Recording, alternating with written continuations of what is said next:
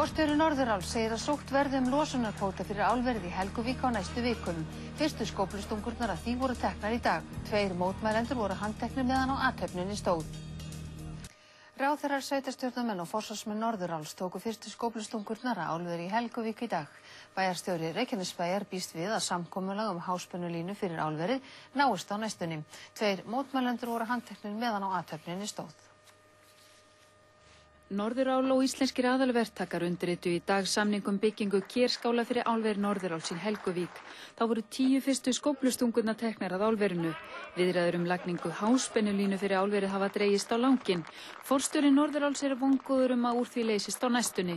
Við gerum ráð fyrir að þegar álverið verði tilbúið til starfrækslu þá verði konar tengingar við landsnetið og orkuframleiðendur verði tilbúin til afhendingar á raforku. Hvenær verður það? Seinni hluta árs 2010. Bæjarstjóri Reykjanesbæjar telur að samkomulag háspennulínu fyrir álverið sé í sjónmáli. Ég get alveg ímyndað mér að það sé einhvers staðar innan 2 mánaða.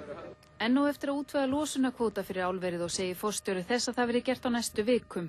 Við gerum ráð fyrir að sækja núna í byrjun júlí, það nýbúið að auglýsa eftir umsóknum, þannig að það verður sótt bara eins og lög gerir ráð fyrir. Þá segir hann eftir að ganga frá starfsleyfi. Á eftir að auglýsa endanleg starfsleyfi. Drög að starfsleyfi voru auglýst samfara mati á umhverfisáhrifum í fyrra og við gerum ráð fyrir að næstu viku verði endanleg starfsleyfi auglýst. Viðskiptaráðherra fagnar áfanganum. Nú ákvörðun verið tekin það að ráðast í þessa framkvæmd og þá stöndum við saman það. Það sem skiptir langmestu máli það að keyra upp atvinnustigið í landinu, forða okkur og þjóðinni frá því að spár, til dæmis OECD, mikið atvinnuleysi og samdrátt gangi eftir.